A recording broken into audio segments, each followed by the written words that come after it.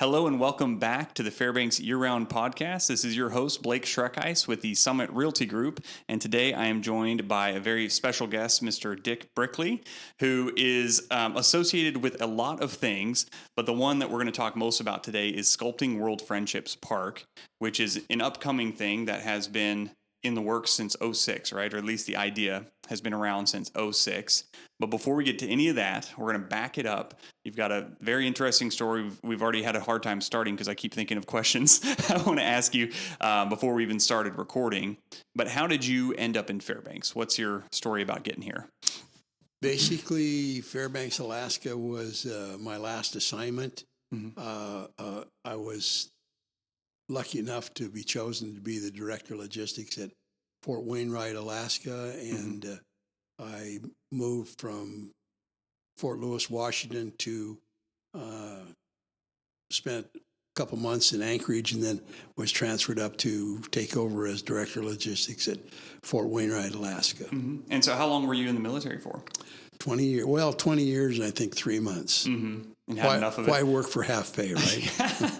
That's for sure. That's for sure. So you came, well, before that, you sent me an email on this previously. You went on a scholarship for baseball to college. So what was that like? Were you expecting to go pro, or was that just kind of a way to get through school for you? Well, I would like to have played pro, but when you play against the people that are really pro ball, I had a chance to play against Reggie Jackson when he was down at Arizona State, Rick Mundy, and they were just light years ahead of me. I see. And so I was grateful to have a chance to go and play baseball and go through college. On a baseball scholarship. Yeah, that's wonderful. Yeah, I always remember this story. One of my, when I lived in Arkansas, we were talking about this. When I lived in Arkansas, the high school down there had like graduating classes of like 60, 40 people. It was a very small school. But we had one of the kids there go on a football scholarship to the, Arkansas Razorbacks. And they said he told me the first thing that happened on the very first practice, they're in the locker room before they even get out on the field or anything. He says, our coach comes in and he's talking to all the freshmen there. And then he says, listen, all of you guys from your own high schools, you've got all these rings, you got state championship rings, you got all these awards you've gotten from high school. He says, go ahead and just throw those all in the trash. They don't mean nothing. We're on a whole nother level. You look to your left and you look to your right. Everybody's won those rings. It doesn't mean a thing here. He said it was a very different level. He was so used to being the best, everywhere he went. And then, of course, the college, everyone's great. And then you've got the next level of pro where it's even better than that. So were you pretty disappointed? And it's probably been a while since that happened. But in the moment, do you remember thinking, like, hey, this is the end of my baseball career is probably college, or were you ready to move on? Well, while I was at the University of Wyoming, it was a land-grant college, and that meant that you had to spend 2 years in ROTC. Oh, okay. And so I spent the 2 years in ROTC, and then they said, well, we'd like you to go junior and senior, and we'll pay you $50 a month. I thought, wow, that's great. That's just beer money. So I went into ROTC and graduated as the distinguished cadet there in '68 for ROTC at the University of Wyoming. Okay. And then I extended to try to get my degree there at the University of Wyoming. I was a sociology major, but I had a couple businesses going there in Laramie. Even while I was there, I had Bricks Janitorial Service, and we were buying a hotel and just doing a lot of having a good old time. Yeah. And I registered to go to school, and the PMS, Colonel Jackson,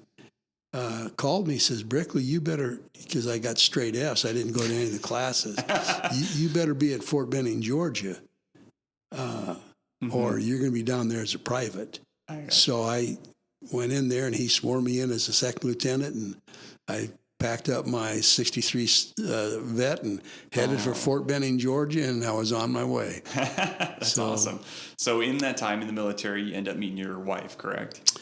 I met my wife. Well, I went from my time went through IOBC initially, and then was a training officer there at Fort Gordon, Georgia. Then I signed up for flight school, thinking that I could forestall not going to Vietnam, actually, more time. But it didn't happen that way. I ended up basically going to Texas for 6 months at basic flight school. Then from there, we went to advanced helicopter training, and I graduated from that and was shipped right away to Vietnam in June of 1970. Mm-hmm. And I was over there, spent a tour and a half there, left Vietnam in 72. While I was in Vietnam, I met she was, being an aviator, you could fly all over the country, mm-hmm. and she was the assistant manager there at the Dong Tam PX. And Hoa was her name, and she spoke perfect English. Mm-hmm. Just they had the very best stereo equipment in Vietnam, so all aviators would go to Dong Tam, and that's how I met Hoa. And I'll never forget the day I said, I really would like to marry that girl. Oh, good. And I was there for a year and a half, mm-hmm. left there, but her mom would not let her go back with me. Mm. She said, no, you've been over here for a long time. I don't know if you really care about my daughter, mm-hmm. or if she really cares about you. Mm-hmm. So she made me go back by myself in January of 72, and I was assigned to Fort Leonard Wood, Missouri. Mm-hmm. But I wrote to Hoa every single day. Yeah. So finally, her mom let her come over here. She came over. I picked her up in St. Louis, and we went to. I got married the 1st of April, 1973, oh, yeah. And we've been together ever since then. Yeah. It was the luckiest thing that could ever happen to how many years is that then? 51? 54. 54. We've been together 54 years. Holy moly. Yeah. That's congrats. That's a good long time. Well, it's if you knew Hoa. Yeah. Yeah, she's unbelievable. That's wonderful. Yeah. She's still the prettiest girl in the world to me. Yeah, good. No, that's how I feel about my wife. We just hit 12 years, so happily want to hit at least 54 with her for sure. So keeping that love going forward can be tough. So you make it through the military, get your wife, perfect woman, it sounds like. You're very happy with that. You come to Fairbanks. You said it was your last duty station, and had you just fallen in love at that point and you wanted to stay in Fairbanks, or it was just because this is where you ended? Basically, it was our last assignment, and I just knew I didn't want to spend more than 20 years in the service. Yeah. I wanted to do something else. We had bought a house up off of Farmer's Loop. Okay, so you were settled in. And we remodeled. I was building it, and mm-hmm. we got into the real estate business, buying houses and doing that. Mm-hmm. I was lucky, but my wife says, no, because she was working at the credit union at the time. And she said, no, you're not going to just stay around and not work. So I had to put in for some jobs, and I was fortunate enough, a position came open at Golden Valley Electric. Oh, yes. Working for Mike Kelly, and I was fortunate enough to work there as a personnel officer at Golden Valley mm-hmm. for 14 plus years. Oh, wow. And okay. Great organization to work for, just mm-hmm. great things. There was never a rate increase mm-hmm. at Golden Valley while Mike Kelly was in charge. He would not allow it. Man. You had to figure out a way to pay for it and grow. Mm-hmm. And he did a phenomenal job. I just can't say enough about Mr. Kelly. It was so tragic and he was a great pilot. I flew with him 2 or 3 times. Mm-hmm. Yeah, that's too bad. I mean, we've had a few rate hikes since then, I can say. But, okay, so you basically a second career then at GVEA, 14 years. That's a very long time.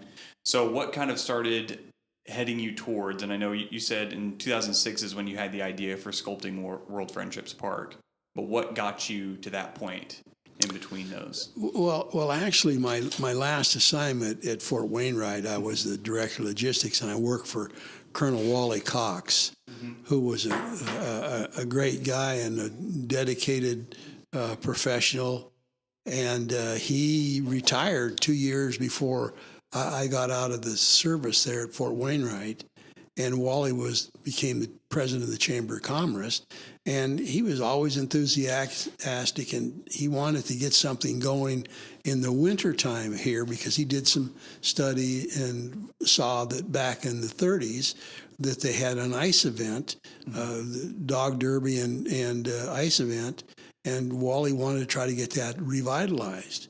And I wasn't involved in 1988 when he did that, but he ended up making Fairbanks famous by buying ice from Seattle and having it shipped in 1988. Yeah. Made Paul Harvey, and it just made the town furious because says, what are they doing? And Wally just wanted to get the job done. They tried to find ice here, but they couldn't get it out of the pond. There was cutting ice took a little while to figure out, but we figured it out in '89, and then from there it was downhill. But long story short, Wally asked me to come down and help as a volunteer, the Chamber of Commerce, to get the ice event going in 1989. And so that's when we did a carving down there in Golden Heart Park, and then one across the river. And from there, somebody wrote an article in the Newsminer in March of 1990, says, hey, this looks like it could be a big thing. And after just watching the people walk around, take pictures, and how fast it could be done, that's when my wife and I had the idea to buy the Lacey Street Theater and make that an ice museum to show the people in the summer what it's like in the winter. And we bought the Lacey Street Theater in 1992, got it in operation in 95, and have operated for basically 30 plus years ever since. In fact, we never even operated it in the wintertime until 2020. Didn't realize it. And it does a great business in the winter as well. So we operate it not full time, but a reduced schedule in the wintertime. But the Ice Museum has been unbelievable. For that's how we were able to afford and finance the ice event, because we never ever really made any money because you're paying. The expenses are so much, you got a lot of things to do. So, and I think there's a lot of confusion, myself included. So when you talk the Ice Museum, that's, you still own and manage that now, correct? Yes. So what happens at the fairgrounds now, and it has moved all over, is a totally separate event. Totally separate. And we wish them the best of luck. The key is we want to continue for sure. We went through a lawsuit, and we won't be able to do it for 5 years. But after 5 years, we plan on doing it again. Having an event as well. Yeah. Because it's such a great thing for this community to see all the kids get the exercise or running up and down the slide hills and doing all that stuff. There's nothing that is better, and it's the biggest ice sculpting event in the entire world, and it's done wonders for my wife and I just from having the privilege to operate the Fairbanks Ice Museum. Yeah, that's awesome. That's wonderful. So I had a quick side story about cutting ice. So my cousin, he lives down in California, but he used to live here, so he's familiar with the climate and everything. He starts a big YouTube channel. Well, it started small, but it got big. And he finally decides he wants to propose to his wife. And the girlfriend's dad is a contractor and a builder. And he had made a joke saying, hey, you can't marry my daughter without being able to build a house. And he was joking, of course, but this gave my cousin an idea. He said, I can build a house. So he flies up here, and his whole plan was to build a house out of ice cubes, just like the little ice cubes. And he's like, I've got this rental. It's on the lake. I said, listen, why don't we just cut big ice cubes right out of the lake there? What's the issue? It's the wintertime, like, what's the problem? It's a lot harder, for anybody wondering, than you might think, to get any. We weren't trying to get huge blocks big enough to sculpt or anything. We were just trying to get, something pulled out of there. So I had my chainsaw. I got a specialty, like this long bar, because that winter, it was a cold winter. The ice was like 30 inches deep at that time. and it was just all the bar could reach, and I'm getting sloshed with cold water. I'm trying to stay dry and all the things. So we did not have the setup for it. But anyways, that was just a side note for people wondering if they can just cut ice out of the lake. I mean, technically, yes, but it's a little more difficult than some might think. And then we got this big hole in the ice, and I'm worried about falling into that thing and losing my balance or something. So anyways, that was fun. He ended up using just ice cubes. Took him like 4 days. He did build like a little lean-to thing. That he said, hey, well, that's good enough. He's married now, so I guess the father-in-law thought it was okay. That's a great story. Yeah, but it's so true. Yeah, no, ice is it's an interesting one. So you've got the ice museum now.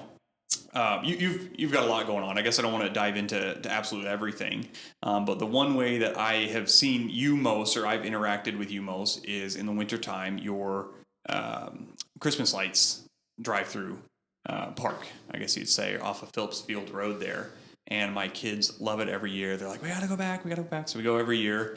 What started that? I know that property's got a lot of history, but what got the Christmas lights kind of idea for you? Well, basically a way to generate revenue. Mm-hmm. And that's we started that in 2018, mm-hmm. And we call it Dancing Lights, where they drive through and one year we even had them go into the back property that's going to be Sculpting World Friendships Park, mm-hmm.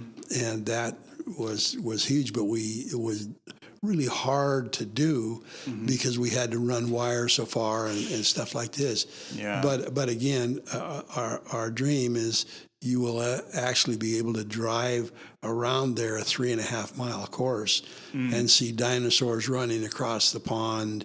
I mean, because with lights and ice and all the things that you can do, it's just magical what's possible. Yeah. And that's all planned for the future. We've never given up what we want to do. In fact, my wife is getting ready to start Dancing Lights on November the 11th. We like to do it on Veterans Day, so that we allow all the veterans in the community go and their families to go through free. Mm-hmm. Still is only $20 a carload, and mm-hmm. where they can really enjoy themselves and drive around as many times as they want. Yeah. But that's only going to get bigger and better as we go. That's wonderful. So do you guys put up the lights? Do they stay up year round, or are you putting them up and taking them down each year? Well, we're trying to get smart on that as well, because it's a lot of work, mm-hmm. and we're just going to get more efficient.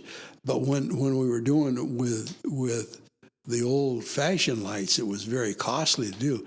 Now with LEDs, you can light the world, and for 10% of what we were paying before. Oh, wonderful! So it's magical of what's going to be created. Is it just you and your wife doing this? You got employees? Well, we pay people to help and things like this, but we've gotten better and better. And she's the artist in the family. She likes making those displays. She loves when the kids can try to pick out all of the animals and mm-hmm. all of the things a part of it to make it kind of a game. And we only operate that. We open on Veterans Day every year and mm-hmm. close on the 31st of December. Mm-hmm. So, and when we get the back going, we might go even 2 more months back into there, because it's still dark enough to make it possible. Mm-hmm. When you get into daylight savings and things like this, it's starting to get too light for that. Right. And you're welcome to see the summer come anyway. Yeah. You celebrate the summer. Yeah. you know you made it through another winter. Right. Because Fairbanks is 8 months of winter. It's below freezing, mm-hmm. at least a part of the 8 months. So it's a special place, but if you have a heated garage, winter's over. Yeah. It definitely helps. I just got, last winter was my first winter with a garage, and that makes such a difference. That makes a difference. Yeah. I still park outside because, I have to do stuff in my garage. Yeah. I need a third bay now to actually park myself in the garage, but having my wife in the garage when you're getting groceries and not having to be out into 30, 40 below, it's a real bonus, I'll say, for sure. So you've got this land where the Christmas lights are at as well, and you spoke about it a little bit here on the back area there. And you said 3.5 mile loop. Is that?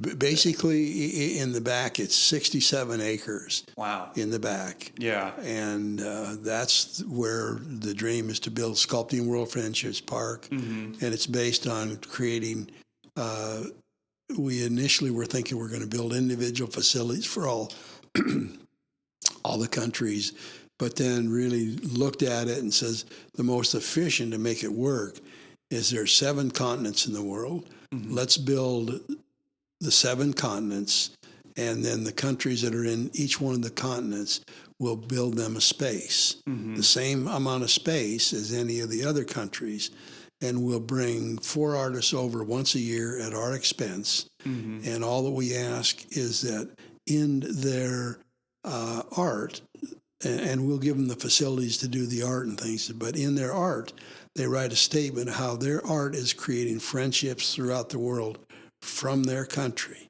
And then we say, you put the value of what you think that's worth. We don't tell them what to do. I realized early on, you can't tell artists what to do. They're going to march to their own drum, and that's what I saw in 2006 when we had the event with Hollywood up here, and I thought, well, I can get these guys and gals to do whatever we wanted to and pay them. No way. It was going to be a mutiny. I had to, and then I stepped back and said, wow, this is amazing. If you just get these people, these artists thinking about friendships, they'll change the world. And then reward them for their efforts. Then they put the value, what they want on that piece. And then here in Fairbanks, between the middle of May and the middle of September, there's 350,000 people that travel to Fairbanks. I know that well because, like I said, we own the Ice Museum and we don't even advertise or anything and sell out all of the shows. And basically, because the people want something to do. They can't fly in and fly out the same day. So the market is already here. They will drive through Sculpting World Friendships Park, at least that's the hypothesis, and want to see the art from every country in the world. They'll read what the artist has put down, and if they like what they see there, they will pay that price. We will give the artist 70% of that. Sculpting World Friendships Park will retain 30% to carry on and do all the things necessary to make it happen. And what the artists have done, they have spent nothing of their own.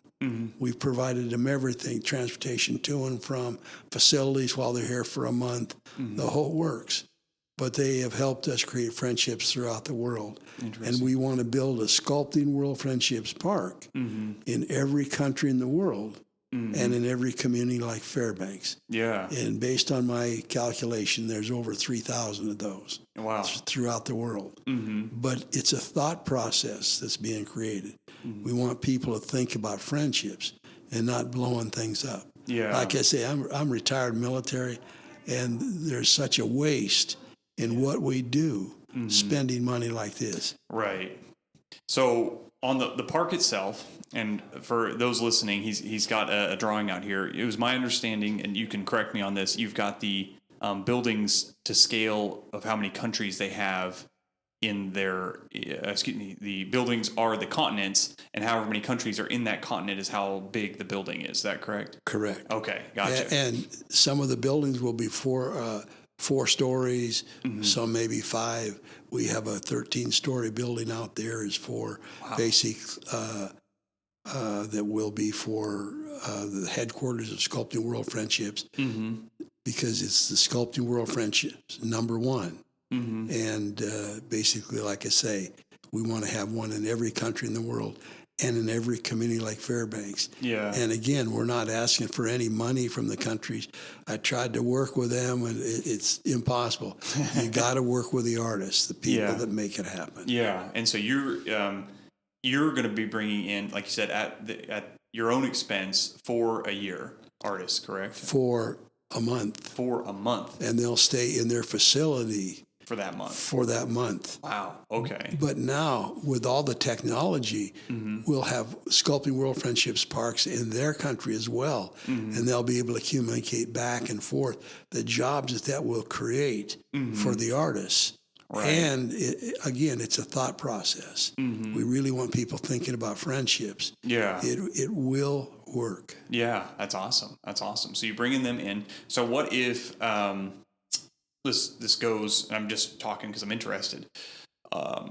You get this going, and more artists than the four want to be like, hey, we have a piece we think would fit really well, and we have a piece we'd like to bring you, or something. Is that something that's open to that as well? I assume. Oh, sure. Oh, okay. Absolutely. Yeah, they can, with the technology, just like we're talking here. I mean, I'm not really technical, but I'll get better as we go, because you can communicate directly between the Sculpting World Friendships parks. Yeah. Again, we're talking about friendships. Yeah. Not blowing things up. Yeah. Oh, I like it. It will work. And I say, anybody that invests in Sculpting World Friendships buys one certificate. They're currently valued at $1,000. We're going to make that certificate worth $1 million. Yeah. That's wonderful. Who wouldn't like that? Well, and buy two, buy three. Well, one will do. You know? And the key is it's a closed corporation. You have to be invited to participate, and it's designed to create friendships throughout the world. So, what's your outlook as far as timeline on this? I know it looks like you got the plan pretty prepared to go, but what do you think going forward and what that looks like? Basically, I have 4 months. That I have to raise the money to pay the ground off, and that's my focus now. Oh, okay, wow! And I have to reestablish, reactivate Sculpting World Friendships with the state of Alaska, which I'm working on. But then I'm going to be, if I have to go door to door and show the concept, right, and have people invest that $1,000, and then from there, the next phase is we do raise the money for starting to build the continents and go from there. I put enough money in the funding system that we can raise enough to do the whole project and pay cash for it. Okay, wonderful, wonderful. And keep it rolling. Absolutely. Yeah, wonderful. That's awesome. So I did want to bring up too, again, for those who you can't see real well on the map here, there's a huge pond in the middle of the loop here. And you kind of brought it up as well, doing having lights and such on the pond. What kind of plans do you have for the pond area? Well, the pond is so large; it's about 32 acres itself. Right. And you can put, in the wintertime, it freezes 3-4 feet thick, and you can have dinosaurs running across the pond, the lights, and all. It's unlimited what you can do. Right. Because you have cheap power, basically with LED lights, and around it, if you notice, I call it Flower Drive or Flower Loop around it. Oh, yeah. And flower in Vietnamese is Hoa. That's the name for my wife, who owns the flower shop. So she loves flowers and does it.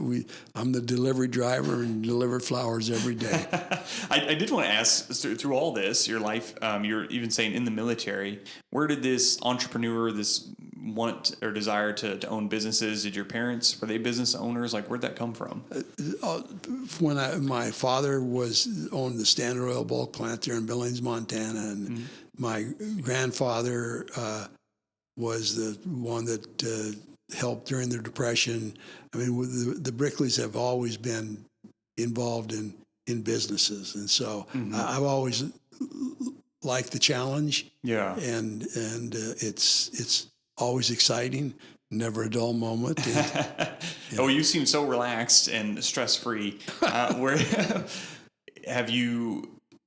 Are you ever concerned doing these big endeavors? Even talking about Sculpting World Friends, it doesn't...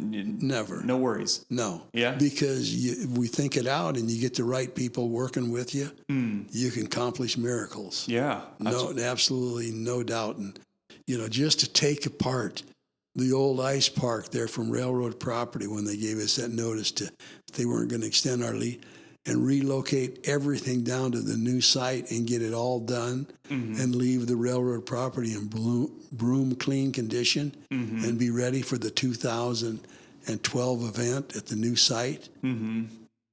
Unbelievable. Yeah. And it was done by a lot of great people that just stepped forward and... But in that time, now you're looking back on it and it worked out. But in the time where you weren't worried about everything just going wrong, or Didn't bother you. I never look back. That's good to hear. That's a good mindset, especially for business. And you've had major successes. Have you had like any glaring failures with these items, or is it all turned out to the good for you? I always look on the positive side. If you make a mistake, things do go wrong. There's no doubt about it. I mean, we drop trucks in the pond. We need, it's, but you just pull them out, deal with it, and move forward. Yeah. So are you still digging ice out of ponds now currently for the museum? We don't need near the amount and we can make our own ice so that. Oh, really? When the beauty of the ice museum is you can control the environment. That's you true. could never control the environment for the ice event. We spent $150,000 before the first people walked through the gate because it just costs that much. Right. And if you have a bad time in the weather, and it can happen in Fairbanks, we never complain about warm weather in Fairbanks because it happens so infrequently. But that's the downside of being able to make any money really in the ice event. So in the museum at the theater there, what is are your energy bills just unbelievable to keep it cold enough for ice, or is it not too bad? They used to be, but then I put solar panels on the roof. Yeah. And that's helped substantially. Yeah, I guess that makes sense because when you need it the most is in the summertime. Yeah, absolutely. And that's, it would cost us, the worst months were around $8,000 a month. So, but we were always able to afford that. So. Well, that could be worse, and you're keeping it, I'm assuming, in the 20s to keep everything frozen. Basically, the audience watches the movie in the comfort of the auditorium. Yeah. And then they can go in and slide down the slide, go around and go inside and really experience what it's like in Fairbanks in the wintertime. Yeah. And we still haven't even finished the ice museum. We still want to do the museum upstairs and totally finish it so people can walk through and see the history of how Wally Cox revitalized the ice event in Fairbanks in 1988. Yeah. No, we have so much cool things, like you're saying. The ice park is the biggest event in the world, right? The ice park, to be clear, we call it the biggest ice sculpting event in the world. Gotcha. The biggest ice event in the world is truly Harbin, China. And we always say that. Oh, okay. That's Harbin, China is the biggest ice event in the world. The Army comes out and builds cities in ice, and it's really spectacular. Have you been to that? I haven't, but I've sent a lot of people over there to participate in it. Yeah, wow. That's and awesome it is spectacular. So they're more constructing buildings, not sculpting as much. But the ice sculpting event, and they do a beautiful job at the fairgrounds as well, because the artists can make magic. I mean, they absolutely can do every year for sure. You got to go. It's different every year. Yes. The sculptures themselves that the artists are doing, as well as like the park area, which is sculpted. Like it's different. You never know what you're going to expect. And as someone who I've lived back and forth between Arkansas and here, Arkansas gets snow about once every other year, and it's about half an inch. And if it sticks at all, we get a snow day, and it's wonderful. And we would dream, just as a kid, I remember dreaming of like making snow tunnels or like just things you can't do with half inch of snow. We'd make these snowmen where you roll it up. Of course, it's all dirty because you're just rolling grass and things into it, and the big dirty snowmen. And that was awesome. And then to come here with our kids now and come to this literal wonderland and ice museum as well, where you're like, you have enough ice that you can slide down it. You can do all these crazy things with it. So I think people who maybe have lived here and have always known this, event or the museum, you can kind of take it for granted. But if you are living here and you've never gone to either of these, like you need to change that for sure, because it's like one of the coolest things you can do in town here locally. So, but yeah, my point was, hey, we have this huge global event, and these are like super common things. not just in Fairbanks, but in Alaska in general, where we're a small population state. And a lot of people think, again, oh, we don't have that much going on. But, we've got this. I was just talking to another lady where, not here in Fairbanks, but down south, they've got the Highland Games, which is a big Irish strongman competition. And it's the World Championships happening, right here in Alaska and all these things. So you just got to keep your eyes open to it. Sorry, but back to you, of course. So the Sculpting World Friendships, I think we've covered it pretty well, but is there anything that you'd like to add or that I've missed on that? Well, the next 4 months will be key, whether I can make it happen or not, because I'm going to have to sell those certificates to pay off absolutely off the note, and I'm going to work hard to do that. Yeah, wonderful. Well, Dick, thank you so much for coming out. Was there anything else that, again, outside of anything you're doing, you do so much, but something I should ask you or something you'd like to share? Well, I really appreciate the opportunity. I don't know how you heard about me and that. I appreciate the opportunity to talk and I just can't say thank you enough for the opportunity to tell a little bit of our story. Yeah. Well, thank you so much for coming out. This has been a great one. And again, this was Fairbanks Year Round with Blake Schreckice, of course, of the Summit Realty Group, and our guest, Dick Brickley. And we will see you on the next one. Thanks. Hey there, thank you so much for listening. If you want more content from AK Blake, you can find me on YouTube, Facebook, and Instagram, all under the handles AK Blake. Or if you want to listen to more podcasts, anywhere you get your podcasts, it's there, Fairbanks Year Round. You may or may not know, I am a local real estate agent here in Fairbanks with the Summit Realty Group. So if you like what I'm doing and you want to move to the area, you already live in the area, or you're looking to invest further into real estate in the area, you can reach me. Probably the best will be either my website, akblake.com, my email, blake@akblake.com, or my phone number is probably the fastest, 907-651-8356. You can call or text. Thank you so much, and I'll see you on the next one.